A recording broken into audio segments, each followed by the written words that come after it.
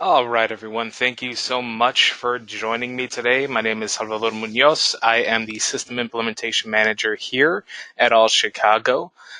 Today, we're going to be talking about pulling your DFSS quarterly reports from HMIS, which is going to be the first time we've ever really done this.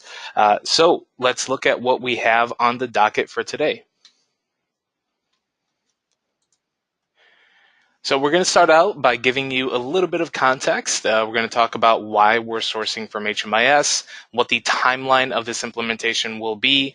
Really, we want to give you a background as to why this decision is being made in terms of sourcing this data from HMIS.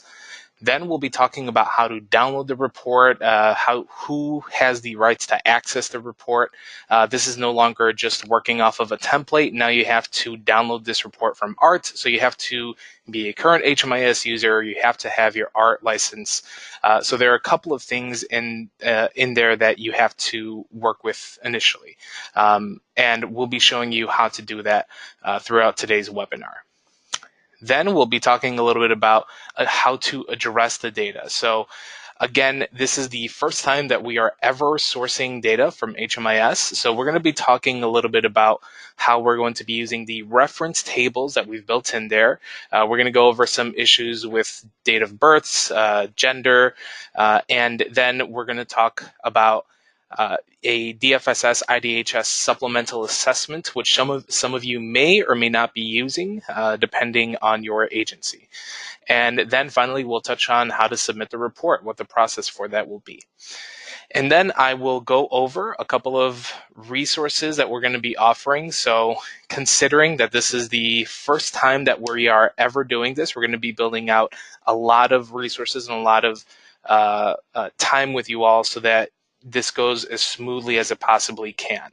And we will go over that shortly. And then we'll end off on questions and feedback. So you can find a PDF version of the slides in this handout in your GoToWebinar navigation bar. So if you look at your navigation bar, click handouts, and it'll be right there. It's a pretty lengthy webinar.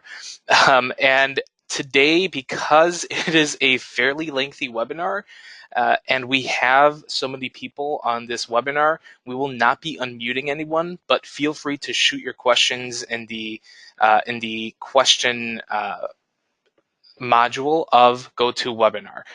So again, we will not be chatting with anyone. We will not be unmuting anyone. But if you want to send us in your questions, go ahead and use the questions module in the GoToWebinar section. So that'll be right in your sidebar. And I also want to note that we have a lot to go through today. We will do our best to address any questions that you may be having, but just understand that we may not be getting to everyone's questions today. And what I would highly recommend everyone to do is send in your questions right now. I will be recording those questions for the future, and we will be doing a follow-up to this webinar, sort of a Q&A, a check-in on March 20th. So again, we will not be addressing every question just because we have a lot to get through today, but we want to let you know that we want to hear you. We want to hear your feedback. So by all means, please send in your questions as they come in, and we'll address them at the end, should time allow. And so I want to mention this to the domestic violence providers and those projects that are not in HMIS. You will have to have an empty template of the report sent to you. So again, the DV providers typically are not on HMIS. And if you're a domestic violence provider, you're welcome to stay, but just know that there will be an empty template sent to you. You don't have data to source in HMIS, so unfortunately, there's no way to work through that. So you'll have to sort of stick with the old method of manually sourcing your data through InfoNet or whatever database you may currently have. And then for those projects that are on HMIS, but for whatever reason don't input for their particular project that's funded by DFSS, open a ticket on our help desk or shoot us an email at hmis@allchicago.org, and we'll confer with you and talk through this with you. And so again, if your DFSS funded project doesn't input information into HMIS, but your agency has a presence in HMIS, let us know and we can work through that. So let's start off with context. So one thing that unfortunately our poll function was not working today, but one of the questions that you had answered while registering here upon registering is, where are you currently sourcing all of your data? What kind of databases are you using to source data for the quarterly reports? Because as you may be familiar, and there may be some new faces in here, but previous to this quarter, oftentimes agencies indicated to us that they would use Excel sheets. They would count by hand their intake sheets to develop this, to inform this report. So there was a lot of manual data entry, a lot of manual data counting when your agency may already be mandated to use HMIS, or maybe your agency is using HMIS just because that's the best system that you can find, and you don't have the funds to use another system. So what we got in response to folks telling us telling us what databases they're using or how they're sourcing their data, it went all over the place. A good majority of folks were sourcing their data for the DFSS quarterly reports from HMIS, but then there was a chunk of folks who were doing it through Excel, who were doing it manually. And even if you're sourcing data from HMIS, you may already be very familiar with the fact that not everything completely aligns to what is on the DFSS quarterly report. So there is still a lot of manual counting, manual data entry that has to go along with that. And so in order to address this and try to ease the burden, starting this year, the DFSS quarterly report will begin to source its data from HMIS. So why would we want to do that? Well, DFSS, the main goals of the Department of Family and Support Services is to reduce the administrative burden on agencies and improve the quality of data in our systems so that it can help us all as a community make data-informed decisions. So again, we understand that agencies are using multiple databases to source data for this quarterly report. And if your agency's already entering data into HMIS, which, maybe you come from an agency that has COC funded projects or any type of HUD funded projects, they are mandated to use Service Point. You are mandated to use HMIS. In those roles, it makes sense. This makes total sense for you, right? The folks who may already be familiar with how HMIS works know that there's already a data quality process ensuring that your data is entered in a timely fashion, that your data is entered as completely and accurately as possible. And if we already have that data process built into this, then it makes sense that we would want to source data for the quarterly report from here. And again, you can see that HMIS is used to source data for several reports. Just take a look. I mean, we have the ESG CAPER is sourced directly from HMIS. That's in what we call a canned report. So is the annual performance reports, SSVF export, the PATH export, the RIMUS export. And then we even have a collective report for our entire continuum that we send into HUD, which is a longitudinal system analysis report. So all your data, even if a client chose not to share it amongst anyone, it's still informing all of these reports that go out to various funders, that go out to various governmental agencies, and that help us make data-informed decisions. So why have we never sourced data from HMIS? We see all those reports. We see that there was previously a data quality, there currently is a data quality process in place. Why this late in the game? Well, it really comes down to a difference in data standards. HMIS, we are designed to align directly with HUD data standards. Our ultimate goal is to align everything to what the HUD guidelines tell us to align to. And DFSS is a little different. DFSS is required to report using data elements set by the Illinois Department of Human Services, IDHS. So because of this, there's always been an apples and oranges sort of issue. Certain data elements have not always aligned directly with each other, and it's always just slightly off. And I want to show you the prior living situation, which in HMIS is the current living situation, as an example. And even then, you can sort of already see how things are titled. They're a little different. So let's take a look at what the responses would be for the data element telling us where the client was sleeping last night. So on the left, we have the answers that are reported out for prior living situation by DFSS. And on the right, we have HMIS's current living situations responses. And so you can see that the list on DFSS's side is significantly shorter. And ours has several different variants of subsidies. It has several different variants of staying or living in a family member's room, etc. So if you take a look at the living with relatives / friends on the DFSS side, that could very well be represented by staying or living in a family member's room, apartment, or house, staying or living in a family member's room, apartment, or house on a temporary basis. There are just a ton of different little variants between these. And another thing to note would be something like public housing. So if you take a look at public housing, CHA for DFSS, there is not necessarily anything equivalent to that here. You could say that it's that it is a rental by client with other ongoing subsidies, something of that sort, but it never perfectly translates over to what the HUD data standards are. So that's the sort of uphill battle that we've been having, are these small little alignments that have to happen. And so let's continue on. How are we going to reconcile this? How are we going to solve this issue of data needing to be aligned with one another? Well, in order to align the differing data elements, all Chicago and DFSS, we're going to be working towards defining those data elements with other funding stakeholders.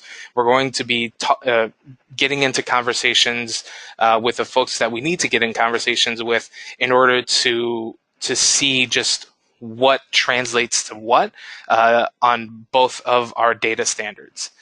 And in addition to that, agencies should complete the DFSS and IDHS supplemental assessment for all their clients in HMIS. This is the DFSS and IDHS supplemental assessment. Now, some of you that have been in this field for a significant amount of time may already know of this assessment, this supplemental assessment. Others may be new to this and were not made aware of this additional supplemental assessment. So the IDHS DFSS assessment in HMIS is an additional assessment that you would create upon entry of your client. So when you will want to complete this assessment for all the clients in your current roster, any clients coming from this point forward, and it would also behoove you to start backdating any of these. So you may want to do these supplemental assessments for any clients that you've had in this previous quarter, so that come next quarter and next quarter, you're already building off of a foundation of this data already being in there, so that you don't have to do as much manual sourcing of the data. This data will be openly available in HMIS. So the more you do these for each of your clients, the easier it will be for you to run the quarterly assessment and use the reference table in order to complete the report itself. And so, wow, skipped a lot. I don't know how we did that. So you will find this report when you open up the client's entry assessment, it'll be right there under select and assessment. I'm going to go ahead and we'll be going through this a little later in our webinar, so hang tight with that. But what I want to talk about is what is going to happen after the quarter. So I'm going to skip quarter one for right now, and we'll go over the dates for that. But what has to happen after this quarter? So on the DFSS and HMIS side, we're going to be working to align further data elements.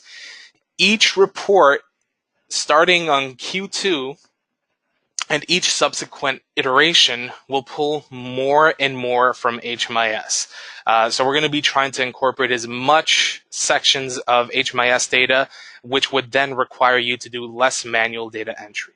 And it also keeps your information consistent, right? So you know the data that you have in HMIS is rigorously reviewed. Shout out to my ATAs who have to go through the quarterly data process with us just to begin with, and so it's rigorous. It's something that it has several eyes over it. So your data will have a consistent, will remain consistent throughout the entire year. Now, that's on the DFSS and HMIS side. So we're going to be working to align the elements, and we're going to be improving each iteration to pull more and more from the HMIS. Now, your agency, you should begin to complete the DFSS and IDHS supplemental assessment for any new clients and any of those that overlap with their current reporting period. So for quarter two, the hope is that if you complete this assessment, this supplemental assessment for every client now coming in, come quarter two, your data will be that much easier to just source completely from HMIS. You will not have to do as much referential work to your Excel database or your external database in order to find certain reporting elements that you have to report out on. So that brings me to this quarter's timeline. The report itself will be made available in ART on March 13th, and we are planning to build out several data supporting sessions for you all.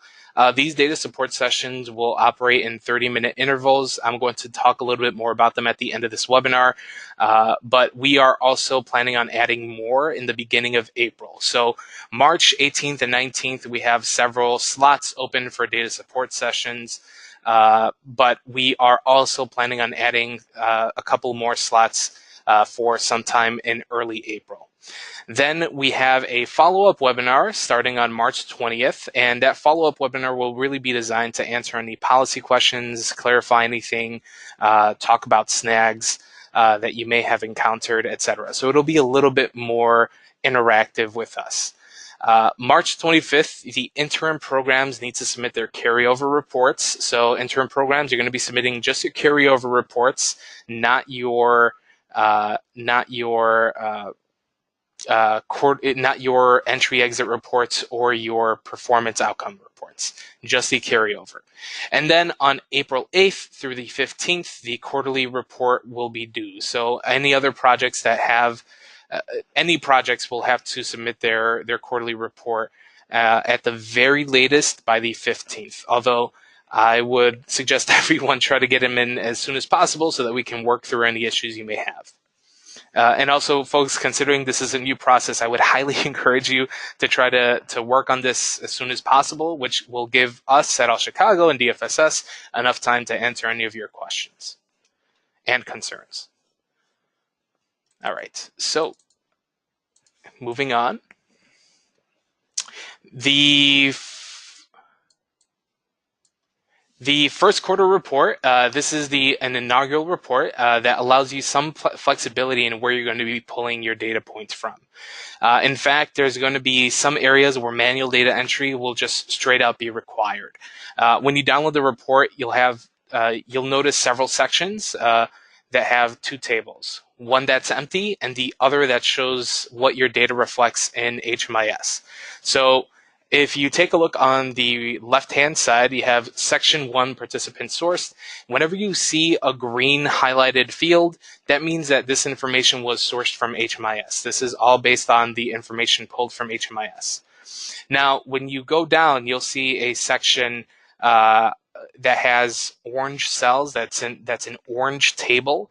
This is where your agency has to manually fill in, but the nice thing about this is that next to this section, next to these orange cells, these orange tables, you'll also have a reference table, what we call a reference table. And so this is going to be information that's sourced from HMIS that you can use to inform your report. So again, it goes back to that aligning data thing, the apples and oranges, where we want to show you what the data reflects in HMIS, and but we cannot make a decision for IDHS in terms of public housing would be rental by client with ongoing housing subsidy. We cannot make that decision, but we want you to be able to reference what your clients have answered to you, so that you can supplement your data entry in that regard. And then we have the pink section. So any cells or tables that have pink highlights, these do not have any reference tables. This means that you're going to have to manually complete this section. You will not have the opportunity to have HMIS information referenced, because it's likely that this information is just flat out not collected in HMIS, or it's a data element that sort of falls outside of the purview of HMIS, and we'll be going through examples of what that looks like.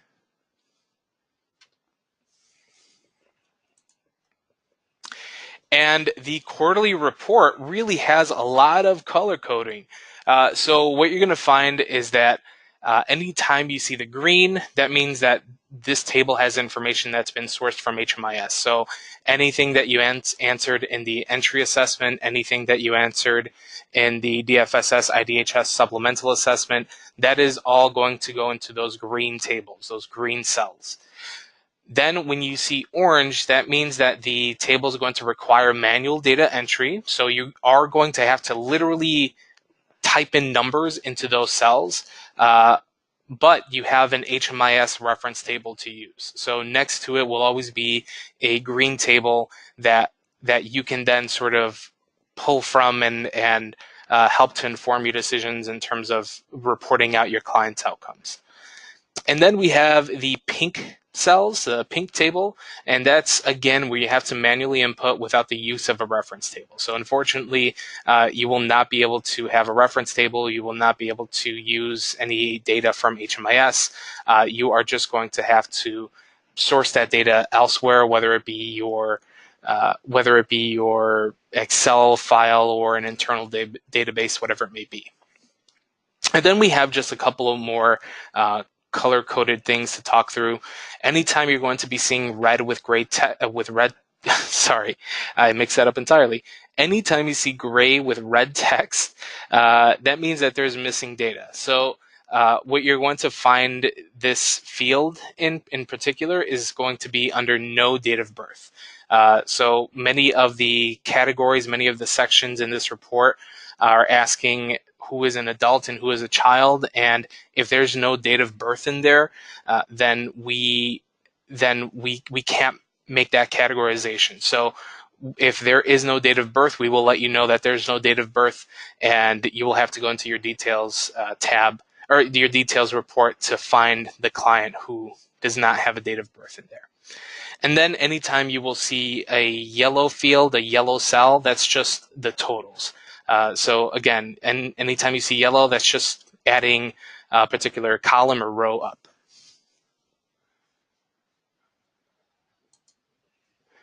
All right, so let's talk a little bit about how to access the report.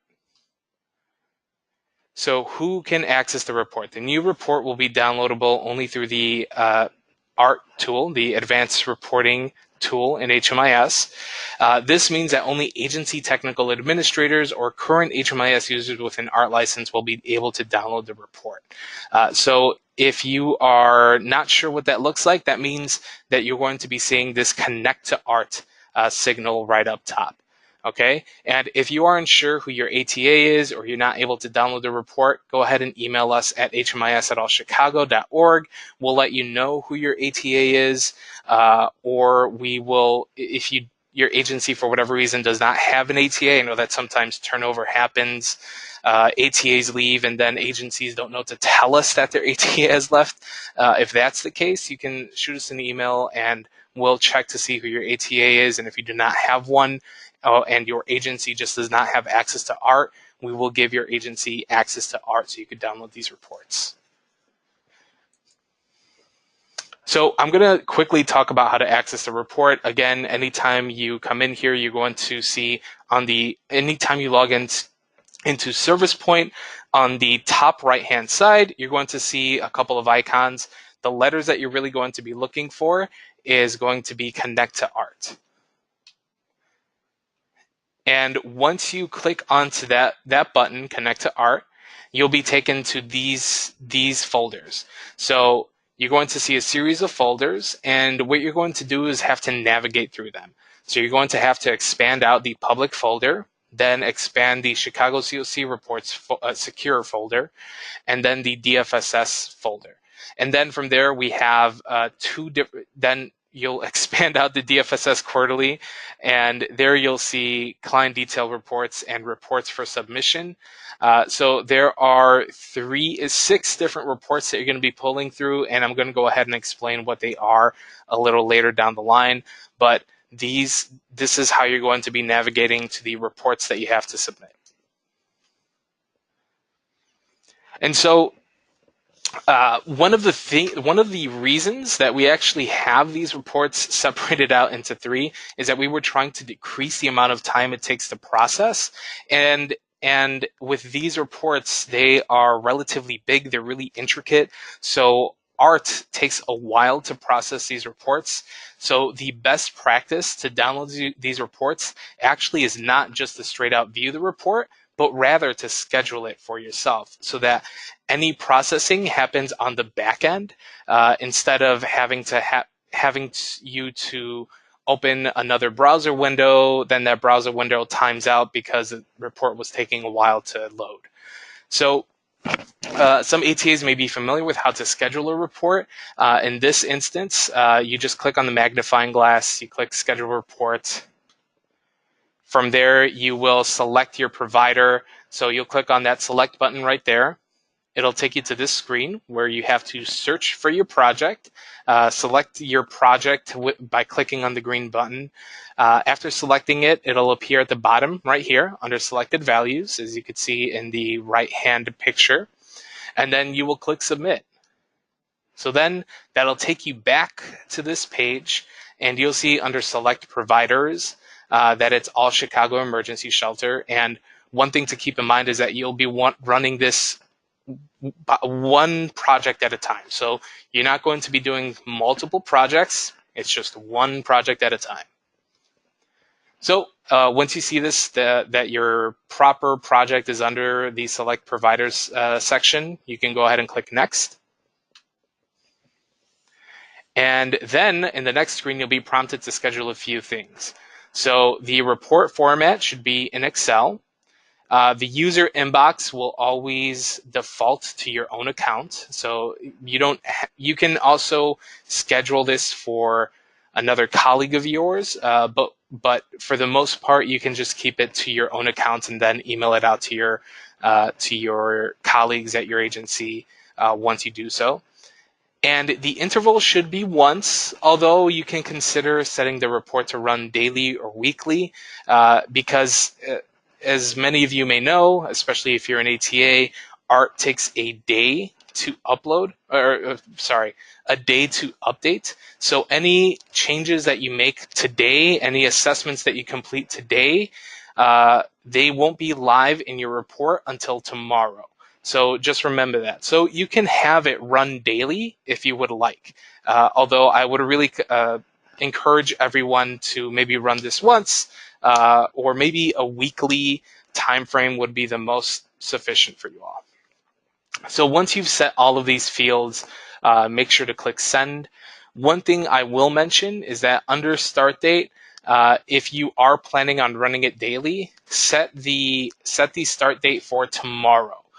So if you want to run it daily, set the start date for tomorrow, so that way the system doesn't mix, because if the system mixes up when this scheduling of the report, if it's after when you set the start date for, the system will have a couple of hiccups. So if you do want to have this be on a reoccurring basis and not just once, you're going to have to set the start date a day in advance, just so it can run easily.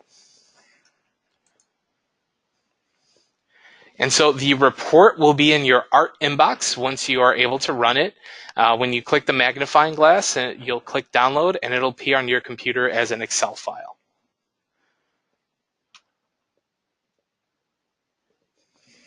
And I'm seeing a couple of really good questions right now.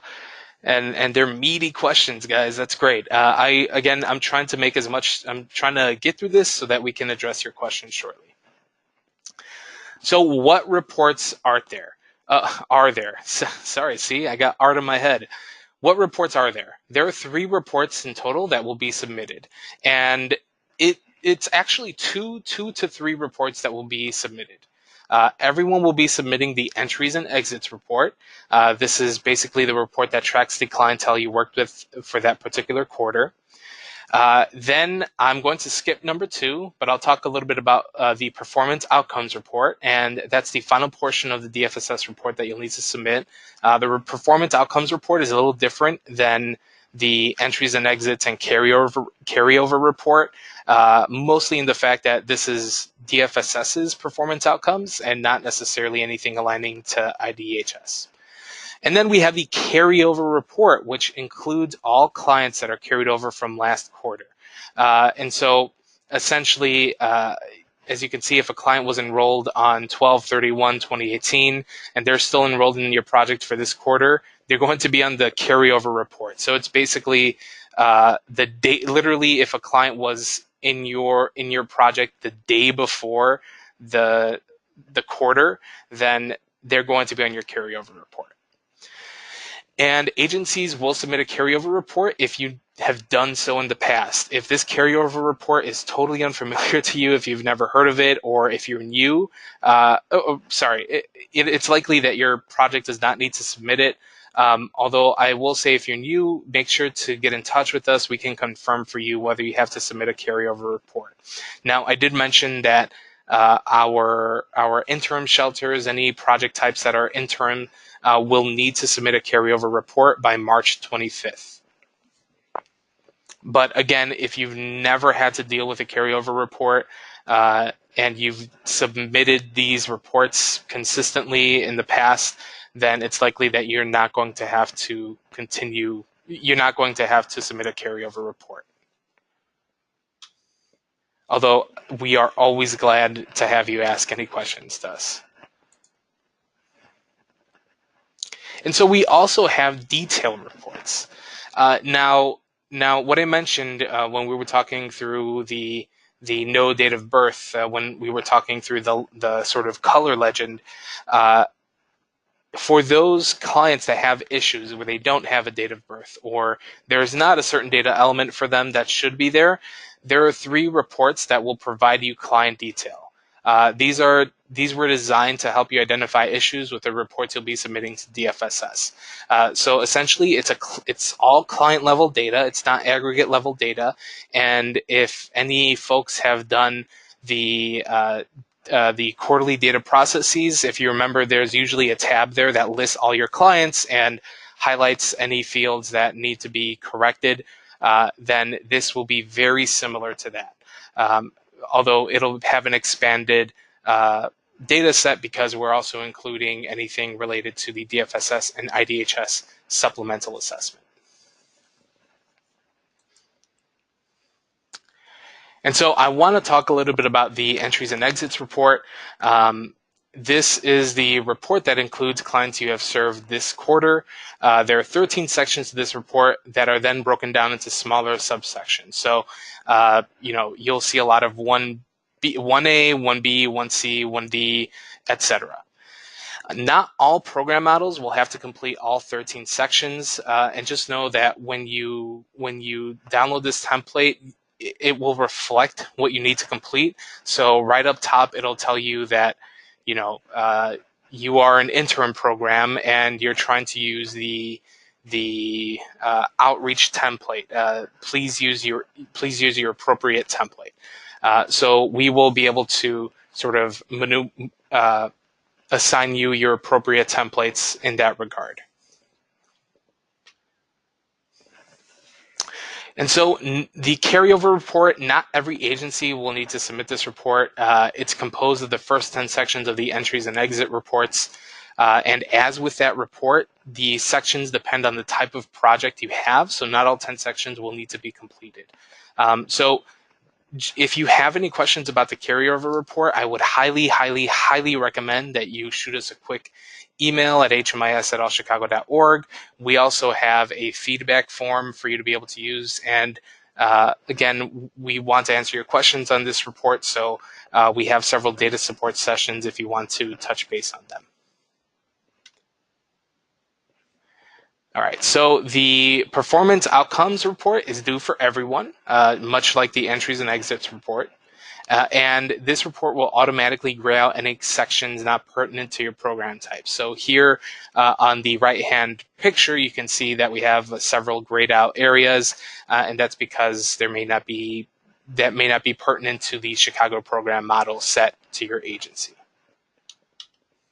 Now, before we address the data, I want to show you a quick demo of how to run the report itself. Or I'm sorry, on how to schedule the report itself. So I'm going to go ahead and I'm logging into Service Point. I will click on Connect to ART. And remember here, now I have to expand out these folders. So I'm going to go ahead and expand out the public folder. I'll expand out the Chicago COC Reports folder. DFSS, the DFSS Quarterly, and let's say I want to run a client detail report. So I'll click that drop down, and again, I'm going to go ahead and schedule it for myself. So I'll click on the magnifying glass, click on Schedule Report, and there are all these fields. You don't have to worry about them. The only one you have to worry about is select providers. That's all you have to That's all you have to concern yourself with. We already have the date automatically set. So with select providers highlighted, you'll click on select.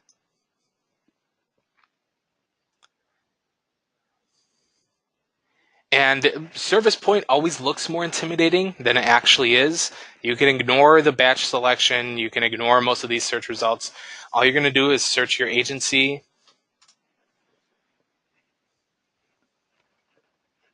I'm going to go ahead and run the emergency shelter.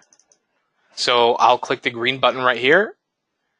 Now it's a selected value. I'll click on submit. There we go. Now my selected provider is in the emergency shelter. Click on next. The name, you can change the name if you'd like to, or leave it alone. It's up to you. So the report format is going to be Excel. Interval can be once. And at this point, you can see that it's going to go to my inbox. And I'm going to go ahead and click on send. And you don't have to worry about the start date unless you want to schedule it to run daily, in which case I'd encourage you to set the start date for tomorrow. And now some of you may not know what the ART inbox is, or that you even had one. So your ART inbox is right here. Everyone has an ART inbox, those that have access to ART. So you'll click on that drop down.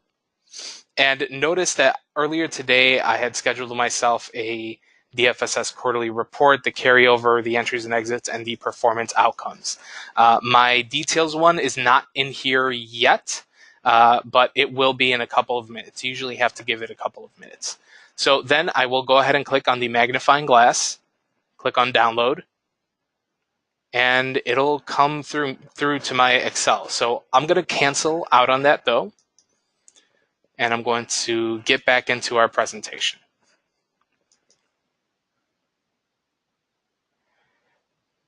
So I'm going to go ahead and continue on with addressing data. I see everyone's questions, and again, folks, I'm going to try to get through the presentation first before I get to your questions. So I'll click on, so let's talk about how you will be addressing the data in your report. The Q1 report is still going to require a fair amount of manual data entry. So the major difference now is that you're going to be pulling the template from HMIS, and that several fields in the report itself will have a reference table for you to be able to look at and help inform what the reporting will be for your agency that quarter. So any cells highlighted in these colors will need to be manually filled in. You have to manually fill these in. You're not going to add any columns with these colors, nothing of that sort. You just have to manually fill them in. So again, the orange, they have the benefit of having a reference table with data source from HMIS, and the pink do not. They do not have any data to reference. So let's take a breakdown and look at this section, right? So this is an example of some data that we have. So what you'll see is that this section is automatically sourced from HMIS and will come pre-filled. The section any of these green areas will be displayed as automatically sourced from HMIS. So again, if you look at households, adults, they're all automatically sourced. And then in this in this orange section, you'll see this setup. You'll see that there are several empty fields that you have to insert into. So, if you did not have any male with children or anything of that sort, then you would put 0 there. But directly to the right in our purple reference box, you'll see a reference table that you'll use to inform how you manually input data into the orange blank cells. So notice there are some instances where we have a female with child, single female, 2-parent family, and so you would use that to inform 2-parent family. That could be a couple with child, so there's one right there. Female with child, that would result in a female with child over here, etc. And so again, just sort of really getting it through, you are going to need to use the reference table to the right in order to fill these in. So really, you're going to sort of look at, let's take an example of this emergency shelter, including hotel or motel. That will be informing the emergency shelter right over here. So if you feel comfortable and you know that the client was indeed in an emergency shelter, if 4 households were coming from an emergency shelter, then you can say 4 households, 4 adults, etc. And then right down here, staying or living in a family member's room. Well, that's also a little difficult, right? That's going to take a little bit of finagling. Like, would that be more than likely that would be living with relatives / friends. So then you would have to think about how these two would combine to one another. And also know that there may be multiple reference tables. Here in this section, we have participation benefits. And what you'll see is that these participation benefits are showing us all the non-cash benefits and the insurance and HMIS sub-assessments. So again, IDHS is measuring it by who's enrolled in all kids, child care assistance, emergency food assistance, LIHEAP, teen parenting program, WIC, medical card.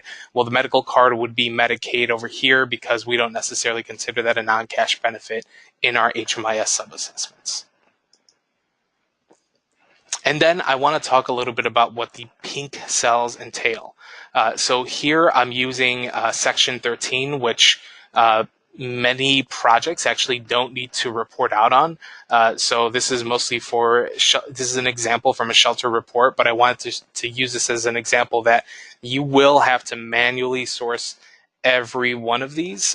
There's not going to be any data that you can use. There's not going to be any data that you can use to inform this one. So just keep that in mind, because HMIS doesn't track turnaways. There are a couple of things in HMIS that we just don't track that IDHS wants reports on. And then just to bring us back, we have the no DOB.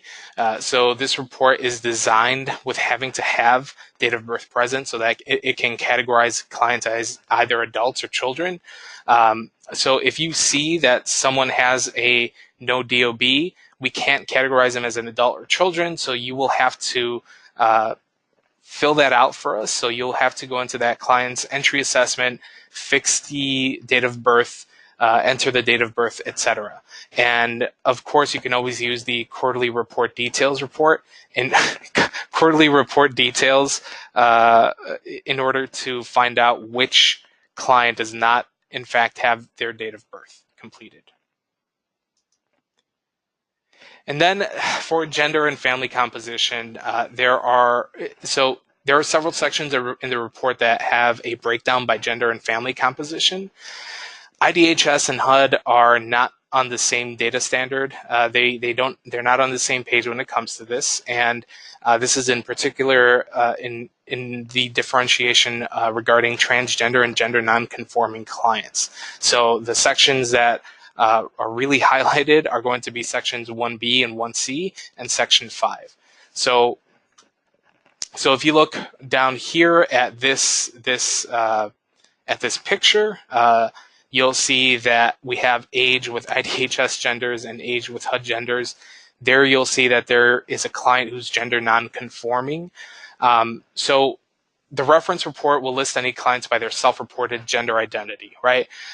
In HUD, in HMIS, we have the cisgendered folks, transgendered and gender non-conforming identities represented.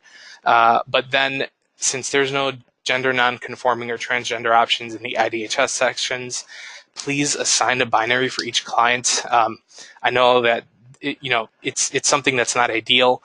We will be following up with IDHS to attempt to change these data elements to reflect the client's actual gender expression. So just be aware of that you may have clients that are gender non-conforming or transgender, and IDHS right now operates by the binary.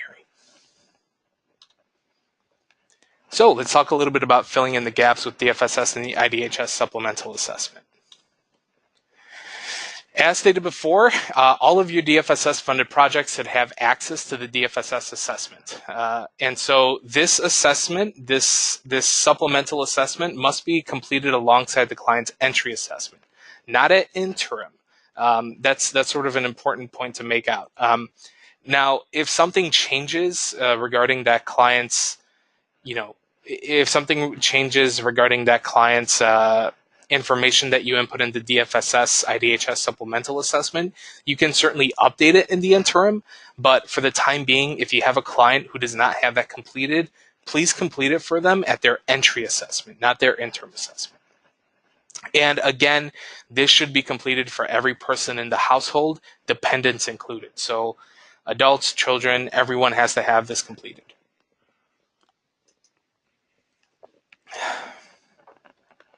So the more DFSS and IDHS supplemental assessments completed, the more data you'll see in your reference tables, and the easier it'll be for you to be able to just sort of plug in your data and just send it off. Now, if you don't see the option to complete the DFSS and IDHS supplemental assessment, email us. You're probably not crazy. So if you don't see this red box right down here, let us know. So you're going to be looking and you're selecting assessment, and if you don't see anything that says DFSS or IDHS supplemental, let us know. We will add it to your project. We went through and added it to any DFSS funded project that we know of. We may have skipped some. Let us know. So submitting the report, you're going to go ahead and each project, mind you, not agency, project, so you're going to be sending one email per project, should send the report files in one email to Maria Lamoth, and there's her email. Your report should be saved as an Excel file with your agency and project name and the type of report that it is. So here's a little bit of a structure down here. It could be agency underscore project underscore performance outcomes, entry, exit, carryover. So you can use that type of format to submit your reports. Now, that means that it's by project. So if you are an agency that has 5 different DFSS funded projects, you're going to be sending 5 different emails to Maria Lamoth by project, okay? And then, of course, for those that do have to submit a carryover, you will be submitting that carryover before your other 2 projects. So keep that in mind. I'm speaking to the majority of folks who will only be sending 1 email per project, but for those projects that have carryovers, you will need to send that carryover report by May 25th. So what are the takeaways? DFSS in all Chicago, we're going to work to align our data elements. Each subsequent quarter will pull in more information from HMIS, and that will hopefully require you to do less manual data entry. You'll hopefully be able to capture that stuff at the very beginning and update it as it comes instead of having to do one big fell swoop of data entry. Complete the DFSS IDHS supplemental assessment for all your clients in this quarter and going forward in order to increase the accuracy of your reference tables. Fill in any orange and pink cells in your Excel sheets. These are the cells that will be processed for reporting, not the reference tables, okay? I just want to make that clear. When you submit your reports to Maria Lamoth and there are any orange sections that are empty, then she will ask you to fill those in because we're not going to be using the reference tables to report out. Double check all your numbers, even information sourced from HMIS. One thing that comes to mind may be for my folks that work at a family project, maybe you forgot a child, maybe you forgot to enter a child, something of that sort. Maybe someone fell under the cracks and hasn't been exited.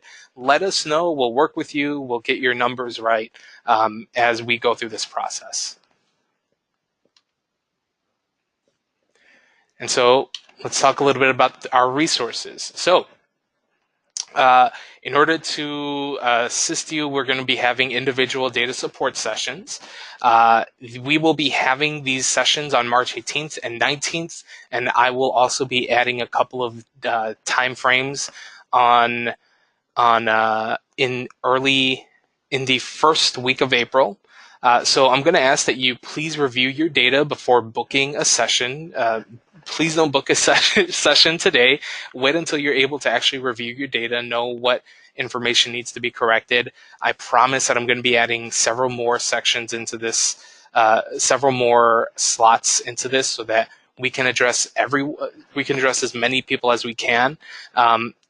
We would like one time slot per agency. If you're a particularly big agency that has several projects that are super different from one another, we can reconsider that. Just feel free to shoot me an email. They're going to be hosted at 651 West Washington Boulevard, though we can arrange to conduct this over Skype or Google Hangouts. And we are not going to be able to do phone conferencing because the idea of these is that we want to review the data with you, and that's significantly harder if we have to do it over phone conference. So what we are asking is that we use some type of tool where we can screen share with you, whether it be Skype or Google Hangouts. And so before you book with us, please review your data and create a ticket highlighting the issues you need to address. So we will actually have a section in there that requires you to input your ticket number before you're able to book anything. So if you don't have a ticket number, we will not be booking. It's just easier for us to have you know what you want to talk through, and particularly given how short these sessions are, we really need to make the most of our time. And there's also going to be a follow-up webinar and feedback session. So this is going to be set for March 20th at 10 a.m. We're going to be using the questions that you're submitting now. And any questions you have or feedback you have, please submit it using the form I've linked onto here. We're going to be gathering the most common concerns and questions, and we'll be addressing them as we go along. To register for that webinar, go ahead and use the link below at that link. So again, it will not be as technical as this session was, but we're going to go ahead and actually try to answer as many of your policy questions or concerns as we can. And then if you have any questions, you're always welcome to get in touch with me. I would also encourage folks to actually send an email to HMIS, our help desk, because that goes out to our entire team. And then, of course, we have Maria Lamoth, who can answer your questions and who you will be submitting your reports to. So that is it, folks, from me. Now, we bumped up directly to 12 p.m. I'm going to go ahead and start to look through some of the questions that we have on record. And we have quite a few questions. I'm sorry, I'm totally not going to be able to get to all of them. I'm probably going to pick 2 or 3 to talk through. So let me review here. Sorry, just taking a screenshot.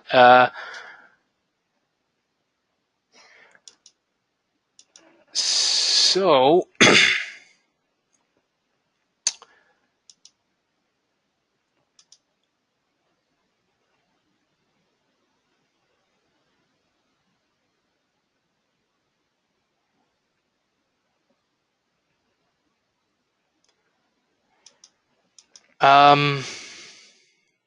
So Carrie George is asking about a DFSS funded project that's split into 2 separate projects in HMIS. So if you have a situation that's a little bit of a weird split project or any type of project that does not fall under the traditional sort of purview of just being a project type, let us know. Carrie, in that instance where you have 2 separate projects in HMIS, that are funded by the same line of funding from DFSS, you can actually go ahead and run the report on the 2 different projects. So if you remember when I was scheduling the report, I only selected 1 provider. You can go ahead and select your 2 providers, and that would sort of be your reporting group for that one. And then Sandra actually asked the same thing. So again, for those folks that had their split, that you can go ahead and select multiple projects when you run your report. So it'll be a relatively easy process. Instead of just selecting 1 project when scheduling a report, you're going to select the 2 projects that are funded by DFSS. And then Sandra, so Sandra is saying that the dates on the reports are confusing. Well, Sandra, that these were just examples. This is what these are just examples. So the dates are going to be from 1/1/2019 to I believe 3/31/2019. So just the dates when you run the report are going to be correct. We were just using a quarter that had data so that we could use it. And then Marianne Morris asks, our PSH program has not been submitting a carryover report. Should we submit one? Marianne, so I will say that I'm going to double check with DFSS, but what I've heard is that if you have not needed to submit a carryover report, then you typically will not need to submit one for this period. So that's my understanding of this, but I can definitely get back to you there. And so let's see, what are the questions we have?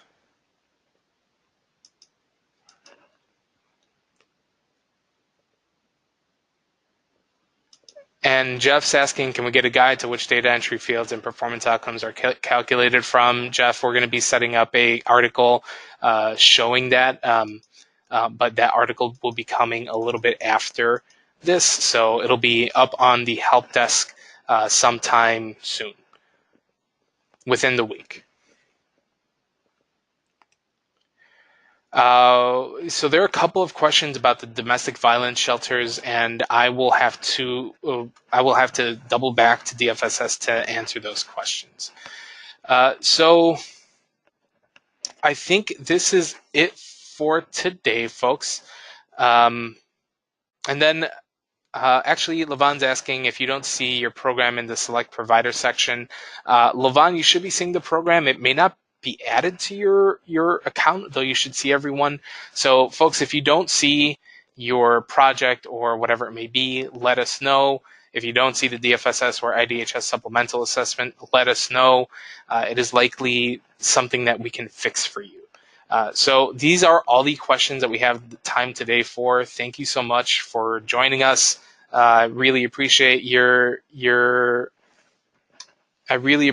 time. And again, we will be having several different data support sessions for you, and we will be following this up with a webinar.